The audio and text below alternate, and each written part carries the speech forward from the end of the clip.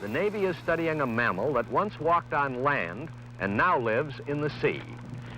This is Notty, a 3-year-old Pacific porpoise, 7 feet long, weighing 200 pounds. She's the guinea pig for a research project that could lead to a revolution in underwater weapons, sounds detection, and anti-submarine warfare, part of a much bigger program conducted by the Naval Ordnance Test Station at China Lake. Sir, we're air to air and air to ground. I mean, how come we're thinking about building a submarine? And they said, well, Dr. McLean has this idea for an underwater fighter plane. And now, from submarines to satellites. China Lake's involvement with submarine vehicles began for entirely practical purposes, to support its torpedo development and testing programs centered at the Knott's Pasadena Annex. During the early 1960s, an unlikely accretion of canisters, cables, and claws was designed to retrieve experimental items from the ocean floor. That first Knott submersible, called CURV, for Cable-Controlled Underwater Recovery Vehicle, did quiet duty beneath the station's sea ranges, until it hit the world stage in 1966, when it was used to recover a nuclear weapon lost in deep water off the coast of Spain.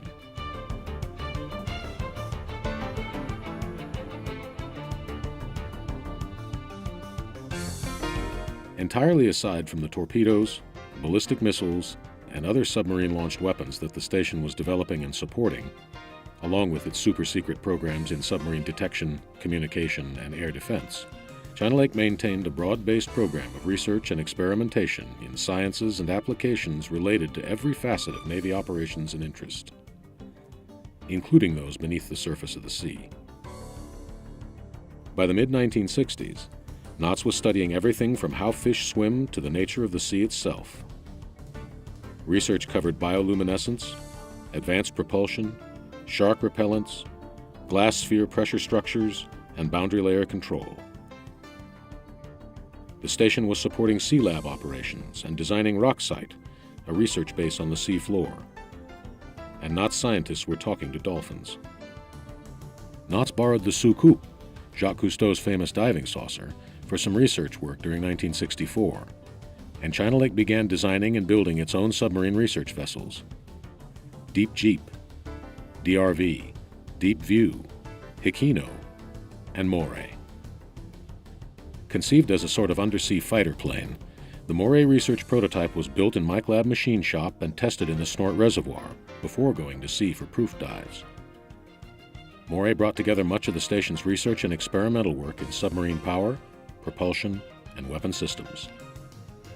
Most of China Lake's oceanographic studies and submarine development efforts went to other activities with the 1967 separation of the Pasadena Annex and the creation of the so-called Centers of Excellence with their more narrowly defined missions. But China Lake, as the Naval Weapons Center, did not withdraw entirely from the undersea realm. The center continued work on highly classified projects in special weapons, submarine-launched ballistic missiles, and special warfare, weapons and submersibles for SEALs and covert operations. But that's another story.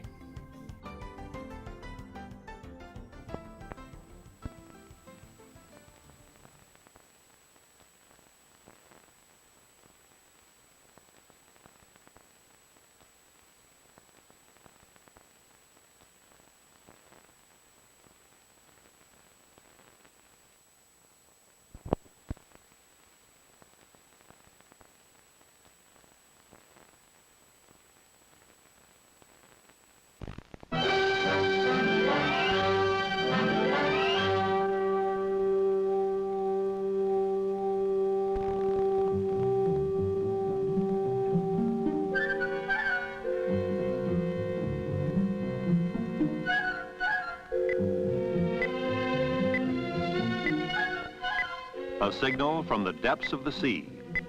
The voice of a piece of hardware lost on the bottom and continuously transmitting its acoustical mayday to a world 1,748 feet above. The hardware is a prototype torpedo undergoing development for the United States Navy. When experimental ordnance remains unaccountably on the bottom after a test, it must be retrieved since the recorded data stored within is essential to determining why the test was successful or unsuccessful. Also, it can serve again as a test vehicle. CURV was developed by the Naval Ordnance Test Station, Pasadena, California, and its primary function is search and recovery for deep submergence operations to 2,000 feet.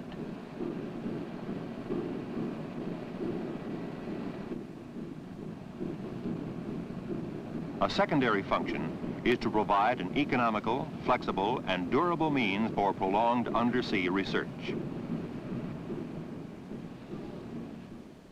A surface recovery craft has dropped a marker to indicate the approximate location of the torpedo.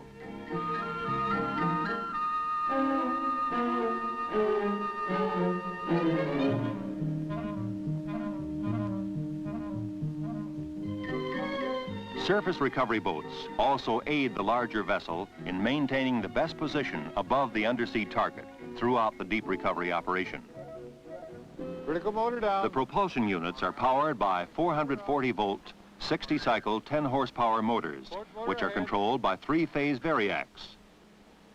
The marine-type motors have been encased in oil-filled, pressure-compensated housings to provide a silt-free environment. Starboard motor stern. All right, TV left, TV left. TV right. TV right. The hydraulic system that operates the tilt of the sonar, the pan and tilt of the TV and photographic equipment, and CURV's versatile claw is a pressure-compensated system that provides a 750 psi working pressure at all depths. Claw left. Claw open and close. Claw open. Claw closed. CURV's claw can be replaced by a grapnel device, a snare, or a clamshell. Control of CURV is accomplished from the console. That looks pretty good. Give me some power, we'll tilt the sonar. CURV's operators can listen with CURV's sonar ears and see with CURV's television eyes. Sonar up.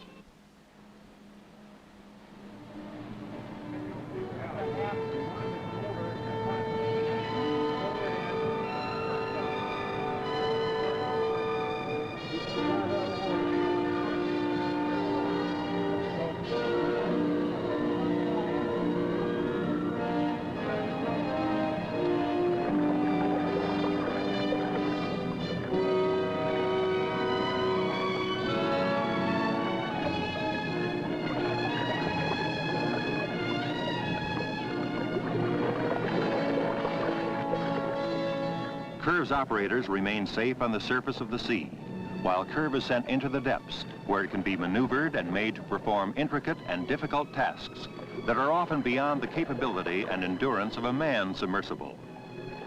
The combined action of the 10 to 15 pounds of positive buoyancy and the action of the vertical screw create an updraft in the water when hovering close to the bottom, thus minimizing water disturbances that would interfere with camera and television coverage.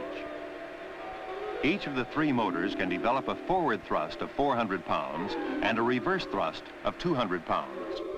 The speed with which CURV descends in the water is determined by the time it takes the crew to handle the cable. It has been found that the average time for a 1,400-foot descent is 20 minutes.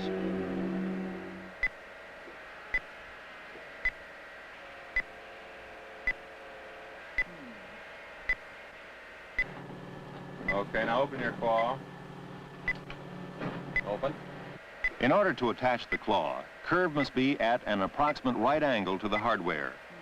Therefore, CURV is maneuvered to make a broadside approach while still some distance away, so that visibility near the target will not be hampered by circulating silt and mud. Looks like a good approach here. All right, TV just a little more right and a little down.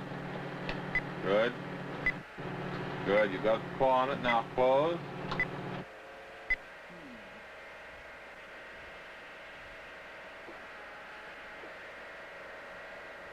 CURV has extended man's hand deep into the sea, provided it with intelligent direction and Herculean strength. CURV is able to recover hardware weighing about 200 pounds in water using only the power of its propulsion units.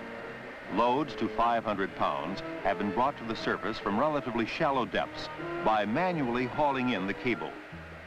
Ejection of the claw and a marker buoy enables surface recovery of heavier loads. CURV's work is not limited to the recovery of torpedoes. In March 1966, CURV was flown to Palomar, Spain, to help recover an item lost in the sea and valued somewhat in excess of $75,000. Since January 17th, following a mid-air collision between an H-bomb-laden B-52 and a jet tanker, La Bamba had been resisting all efforts for its recovery from the ocean depths. Found at a depth of 2,500 feet by the tiny manned submersible Alvin and lost during a recovery attempt, the bomb had been relocated by Alvin 2,850 feet from the surface, almost 1,000 feet deeper than CURV's operational depth, a maximum 2,000 feet. CURV joined the recovery team and, with a specially designed grapnel to replace its claw, descended into the murky depths. Stills photographed from CURV show the bomb's parachute and the grapnel as it was inserted into the apex or spill portion of the parachute. Twice, CURV descended to the sea floor and entangled a grapnel in the shroud lines. Then CURV itself became entangled in the parachute and was raised with the bomb, photographed here when approximately 100 feet from the surface. Freed from time-limiting and other hazardous factors inherent in the manned submersible, CURV proved beyond any doubt that the remote-controlled submersible system has a place in man's future within the sea, not as a device in competition with other devices, but as a useful member of a team in mutual support of one another.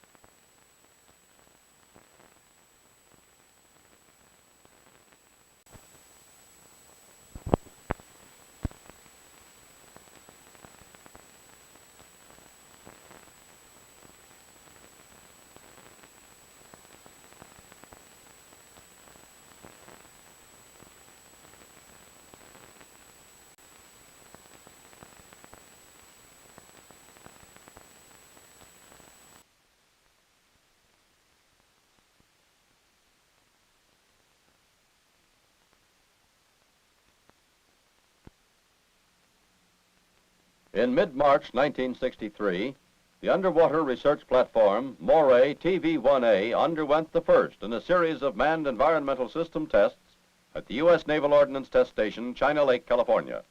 The test site, which had previously been used for similar unmanned tests, was a reservoir for the water brake system of the supersonic Naval Ordnance Research Track nicknamed SNORT. The water volume is approximately 180 feet long, 80 feet wide, and 12 feet deep. Secondary test objectives were to check out the several Moray subsystems completely submerged, determine net buoyancy, and locate the center of gravity with respect to the center of buoyancy. Communication between the two-man crew and shore-based test personnel was provided by UQC underwater telephone, FM radio, and hardwire sound-powered telephone. Dynamometer discs to simulate operational propulsion system loading replaced conventional counter-rotating propellers. Prior to immersion, Moray's flooding switches and communication and environmental systems were thoroughly checked. To minimize lifting loads, the vehicle was hoisted using a spreader bar and sling system. The color coding facilitates diver identification when the vehicle is submerged. Critical areas such as hatch covers and lifting points are painted to contrast strongly with the rest of the vehicle. The first test was conducted on the afternoon of Monday, March 18th, with no personnel aboard. As Moray entered the water, the volume within the hull, except for those components requiring isolation from water environment, was free flooded, a basic design feature. Prior to the actual test operation, divers inspected the vehicle for bubbles, which would indicate leaks in normally dry compartments. The objectives of the first day's testing were limited to determining the vehicle's net buoyancy and to locating the center of gravity with respect to the center of buoyancy. On Tuesday morning, March 19th, the first man test was conducted. The crew consisted of 2 project members who had been specially trained for participation in this test. The objectives of this phase of the test were to check out the environmental system, propulsion system, sonar system, and television equipment. Divers attached baskets to the bottom of the hull into which was placed lead shot to make Moray negatively buoyant. Moray submerged at 11:50 a.m. and remained underwater until 3:30 p.m., a total of 3 hours and 40 minutes. Moray's life support equipment performed more efficiently when the vehicle was completely submerged than during previous dry environment tests at Michelson Laboratory. The results indicate that the internal heat load of 4,000 BTUs per hour was dissipated as calculated through the aluminum sphere when underwater. The propulsion system checkout consisted primarily of observing performance of the switching equipment and inspecting for shaft seal leakage. The switching equipment functioned satisfactorily, and shaft seal leakage was well within design tolerances. On Wednesday, March 20th, 2 manned tests and 1 unmanned test were conducted. During the first manned test, Moray was submerged for 1 hour and 39 minutes. Compass swing and systems interference were checked during this mission. The vehicle was spun through a 360-degree arc to check the compass null point. Then it was rotated through 90-degree increments to check bearing alignment with shore-based transits. The results of this test indicated that being surrounded by water had no appreciable effect on the compass system. In the afternoon of March 20th, the final unmanned test was performed. The weights were removed from Moray's hull, and she was replaced in the basin and released from the hoisting sling. In this completely free state, the vehicle was given an informal check for handling ease. Moray was shoved about the basin with long poles, which had been equipped with suction grips. Despite the instability of the temporary pier, Moray's positive buoyancy made her easily manageable by external forces when almost fully submerged. Moray could also be readily moved about by a diver. The final manned test checked operation of the mercury transfer system, which maintains the vehicle's attitude. Prior to submersion, the propulsion system was operated for 2 minutes. The mercury system itself performed satisfactorily, proving out system design. All test objectives were met. The environmental system was proved completely successful after approximately 6 1/4 hours of submerged operation with a 2-man crew. The propulsion switching system met design requirements, as did the mercury transfer system, despite a single defective component. The electronics posed no problems except those anticipated as a result of testing in the small volume of the Snort reservoir.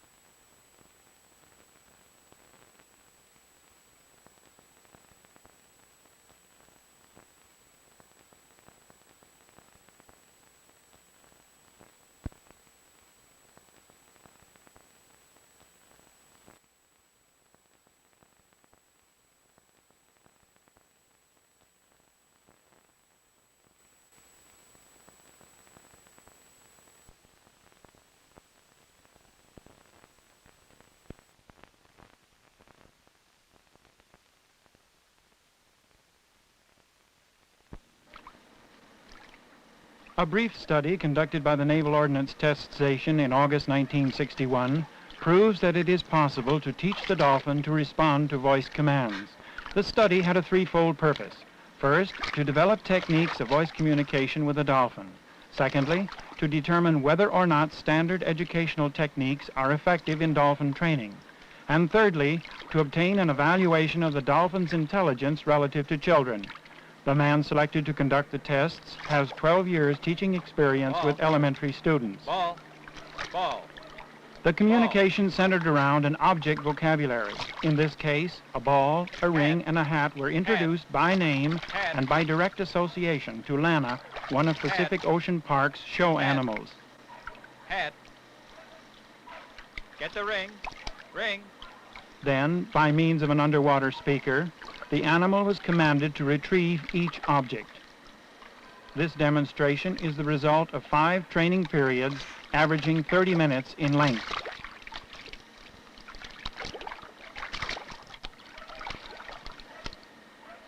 Ball. Get the ball.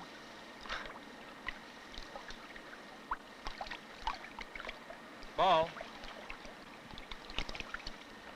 At the end of the 5th training session, data showed that Lana's correct response average was 60%. This average is composed of periods of high reliability and of periods of low reliability, much like that of a child.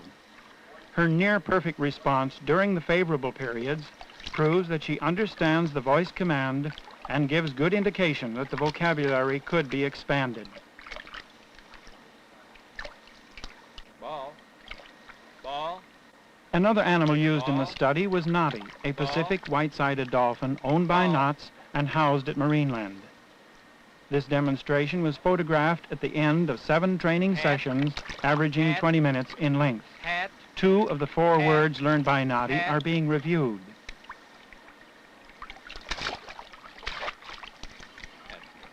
Get the ball. Ball. Heading for the nearest object, then proceeding on to the correct one, was typical of both Lana and Notty. The fact that both animals, upon hearing the command repeated, retrieved the object requested, further verifies the possibility of teaching them a more extensive vocabulary. Hat. Notty's correct response average for the 7 training sessions was 70%. As in the case of Lana, this average is composed of periods of high and low reliability, with sufficient periods of high reliability to conclude that she understands the spoken command. Come on. Ring. The word ring identifies to Notty both a familiar and favorite object. Previous extensive training required Notty to wear such a ring for long periods of time. Therefore, it was necessary for her during this study not only to learn the word for the object, but to learn not to wear it.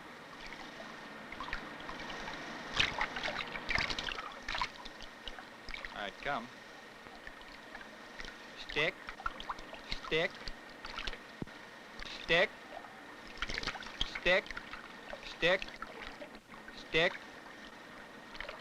With the hat, ring, ball, and stick in the water, the command was given to retrieve the hat. With the stick.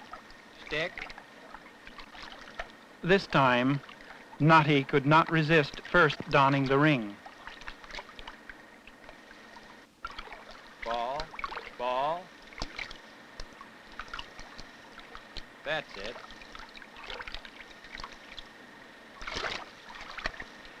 To summarize this brief study, it was found first that there were sufficient periods of near-perfect response with both Lana and Notty to conclude that the dolphin can be taught to respond to voice command. Secondly, that similarities to children in personality and in periods of attentiveness and playfulness indicate the educational methods used in teaching a child are effective in training the dolphin. And finally, that the learning rate of the 2 particular dolphins used appears to be equivalent to that of a normal 6 to 8-year-old child. A more thorough investigation must be made, however, to verify this preliminary evaluation of the dolphin's learning rate.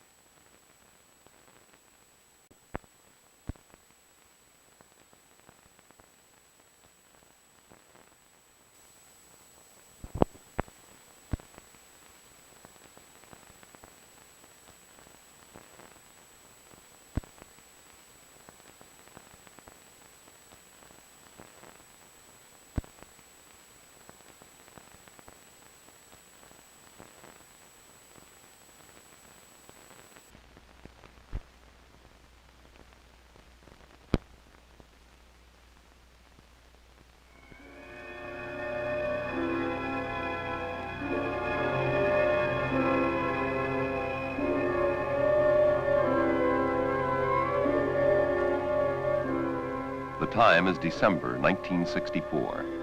The place, 1,000 feet beneath the surface of the sea off San Clemente Island.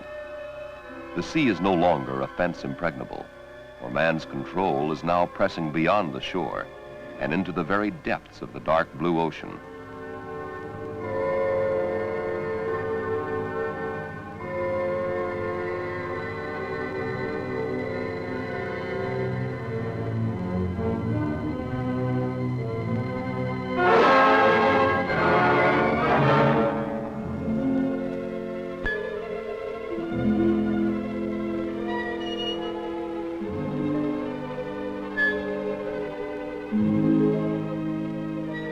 We must develop the tools and techniques man will need to live and work in the deep ocean environment.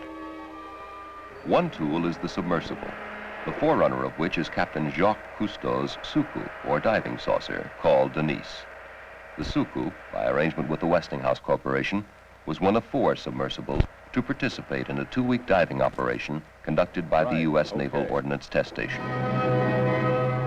The 3 other submersibles involved in the diving operation were designed and developed by the Naval Ordnance Test Station. These included a 2-man research vehicle called Deep Jeep, a small 2-man test vehicle designated Moray, and CURV, a surface-controlled research and recovery system. At the diving site were 2 support craft and the Knott's underwater operations vessel YFU-53, control center for the submersible operation. YFU-53 is an outgrowth of the Naval Ordnance Test Station's anti-submarine weapons development work. Its prime functions are deep ocean recovery and various types of deep ocean engineering.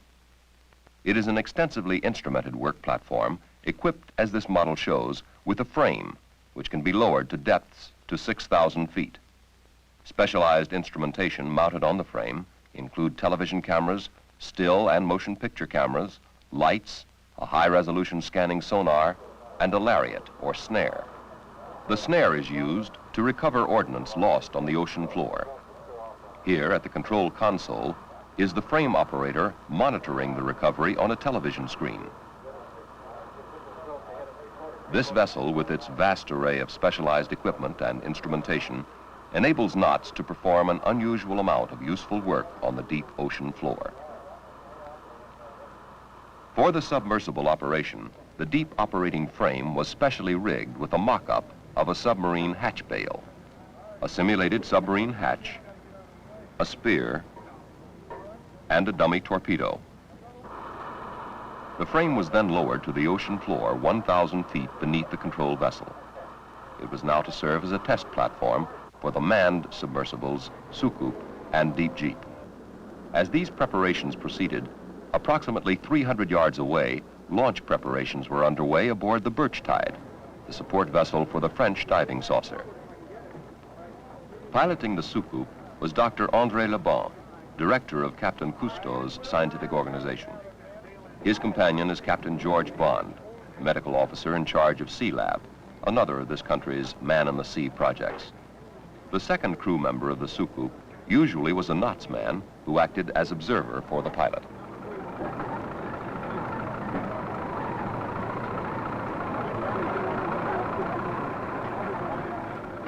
Man descending into the sea to explore and perform useful work requires a submersible capable of mobility and precise maneuvers. Soucoupe, designed specifically for undersea exploration and for only limited bottom sampling, provided useful information on underwater control when it attempted tasks demanding more complex maneuvers. In this dive, it was intended that the Soucoupe would demonstrate the manned submersible's ability to locate an object on the ocean floor and perform a recovery, even though the vehicle itself cannot lift a heavy object. To fulfill this assignment, the submersible was equipped with a Knots-designed inflatable recovery device. It consists of a clamp, a gas generator, and an inflatable bag. The object that the Soucoupe was to locate and recover was a dummy torpedo equipped with both a 9 and a 45 KC pinger. The Soucoupe, equipped with a pinger receiver, descended to the sea floor and slowly rotated, to acoustically locate the torpedo. Roger, topside. Disconnecting and moving away. Over. As the submersible moved away, a cable attached to the vehicle's mechanical claw triggered an explosive valve releasing hydrazine into a reactor chamber, which generates the gas that inflates the bag. The torpedo, weighing 200 pounds, was lifted to the surface in approximately 10 minutes. Okay, sir. During the 2 weeks of diving, the Sucoup usually was placed in the water first. Following its lift out, the Notts submersible, Deep Jeep, then would be sent to the bottom.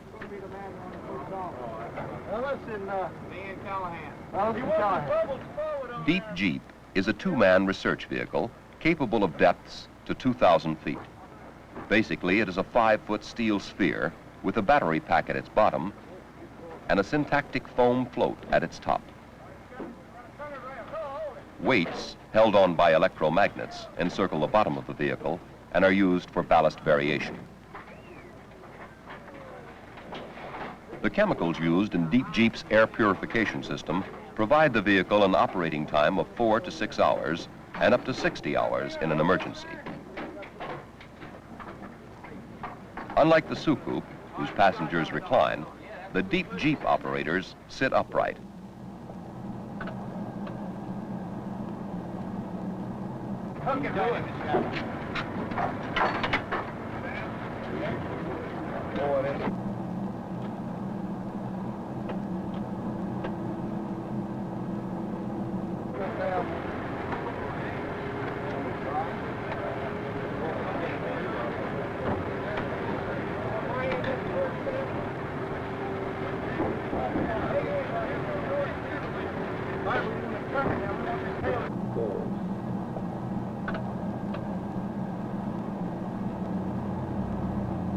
Hello, can you read me, Deck? Okay, Deep Jeep. Complete your checkoff list before you waterboard. Power on. Instruments working satisfactory. Environmental system working satisfactory. Deep Jeep is designed as a work and research vehicle. Its potential uses include performance of manned work in deep water, geological and topographical surveys of the sea floor, and investigations of ocean phenomena such as the deep scattering layer, which acts as a false bottom for sonar signals. Deep Jeep was to move several hundred yards away from the control vessel, then locate and home in on an acoustic pinger mounted on the frame. Communication with the surface ship is achieved with an ultrasonic telephone system which provides reliable communication at distances up to 2,000 yards.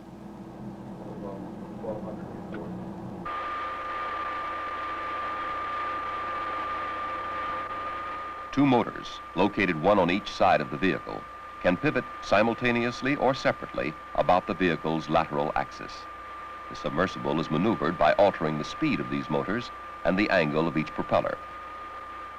In fact, Deep Jeep's flight through liquid space is much like that of a helicopter.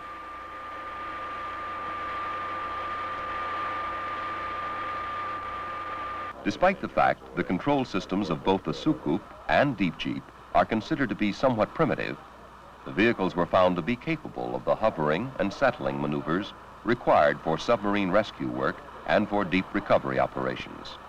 Ideally, man would like to do on the seafloor what he does on land, tarry in some selected locale, or move rapidly to some distant area of interest. Submersibles like Deep Jeep and Sucoup will enable man to familiarize himself with a particular area, while submersibles like Moray will provide him a long-range exploration capability. The concept of a small two-man submarine is not new, but the approach Notts took when designing the torpedo-shaped Moray is. Instead of scaling down a submarine, Notts applied the principles of torpedo design. Moray is a positively buoyant 33-foot-long vehicle with a body diameter of 64 inches.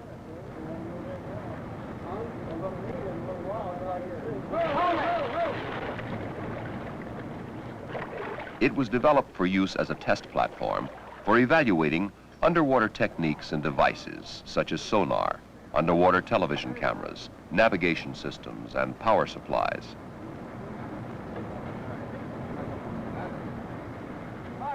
Encased within Moray's free-floating fiberglass hull are two 5-foot pressure-resistant spheres. One houses electronic gear, the other a crew of 2.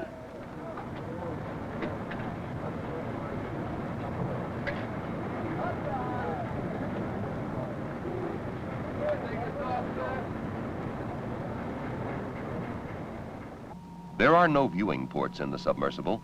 Instead, a high-resolution short-range sonar is used to detect and localize underwater objects. For positive close-range classification, a 2-camera television system is used. One camera provides visibility at the surface through a forward viewing periscope. The other is a bottom viewing camera.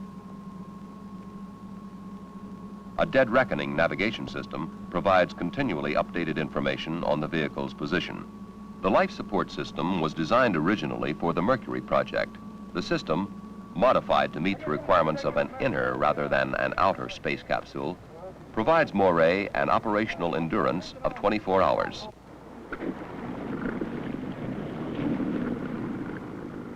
A unique development area of the Moray program has been in buoyant materials.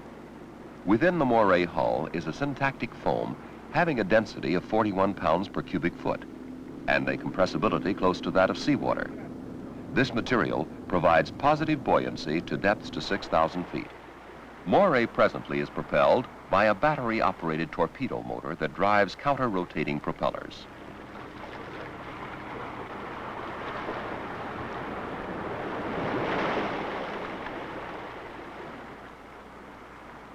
The vehicle's surface speed is 6 knots.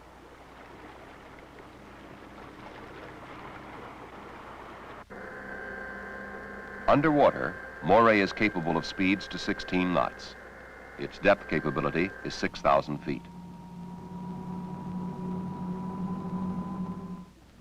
The 4th submersible to enter the sea during the 2-week diving operation was the Knots-developed, unmanned, cable-controlled underwater research vehicle called CURV. The sea is too vast and too deep a frontier to challenge with one system only. Both civilian and military operations within the aquatic environment will require vehicles capable of entering the ocean in all kinds of weather. CURV is such a vehicle. Powered and controlled from the surface, it effectively extends man's eyes, ears, and hands into the depths of the sea. An outstanding advantage of CURV is its ability to remain continuously operative and underwater for extended periods. CURV's control cable is kept neutrally buoyant by stainless steel floats. Horizontal movements of the vehicle are controlled by port and starboard propellers. A vertical propeller controls dive and ascent. CURV's primary function is search and recovery for deep submergence operations to 2,000 feet. A secondary function is collection of data on bottom conditions. A console aboard the support vessel is the center of activity during all CURV operations. Through the use of a depthometer and altimeter, the vehicle is brought close to the bottom. In this dive, CURV was to demonstrate the search and recovery capabilities of an unmanned submersible. The object it was to locate was the dummy torpedo.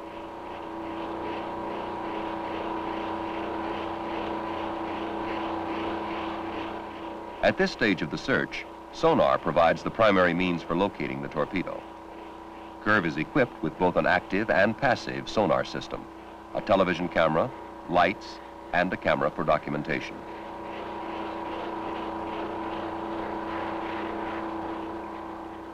The CURV operator holds CURV on course until the torpedo is visible and classified on a television monitor.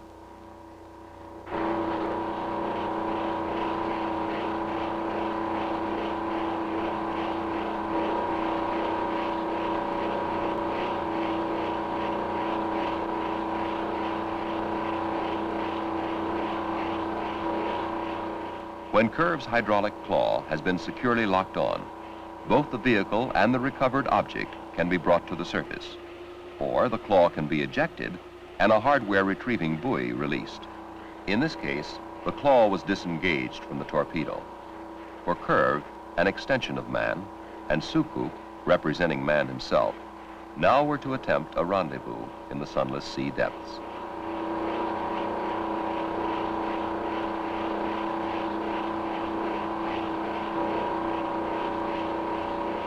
A cooperative operation involving two such vehicles is unique in itself. But it becomes even more significant when one remembers that lying at the bottom of the sea is more than 71% of this planet's land. Land for man to explore, to work, and make productive.